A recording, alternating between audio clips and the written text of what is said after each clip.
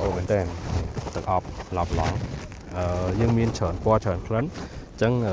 ប្រភេទមួយនេះសម្រាប់បរោះពណ៌ខ្មៅចំណុះរា100 មីលីលីត្រ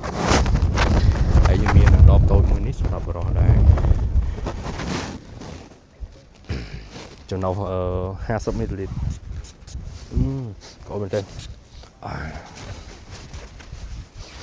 ពីហ្នឹងក៏អូបដូចគ្នាហើយយើងមាន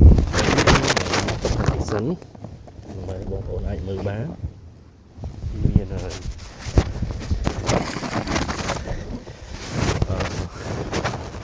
2លីត្រសម្រាប់លើ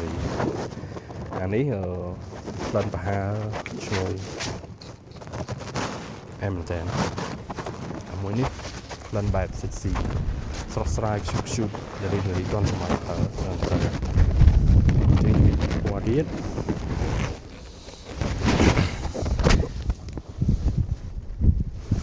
យើងនឹងមាន2ពណ៌ទៀតជាជម្រើសដែរអានេះបែបខ្លាំងបែបមុតបែបយើងដើរកាក់គេគឺចាប់អារម្មណ៍អែមមែនតើហើយក្លិនបែបធម្មជាតិយើងប្រើឲ្យមានអារម្មណ៍ថាbrand មកអញ្ចឹងយើងមានមកប្រភេទទៀតក្លិនបែបស្រាលសន្ទន់បងណាដែលអត់សូវចូលចិត្តខ្លាំងអីគឺយើងប្រើ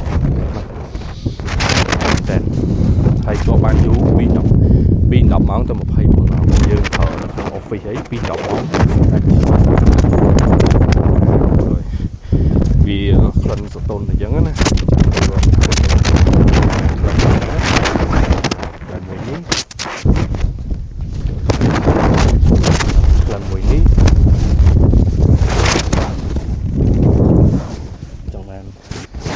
នេះ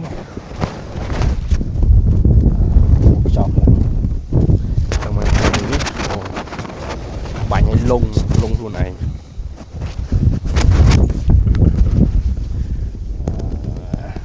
យើងចង់បានបែបនេះ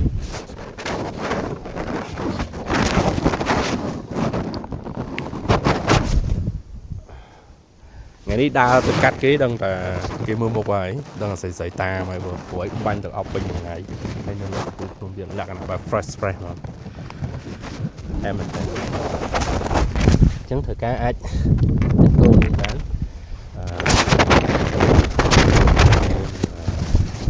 ច្រើន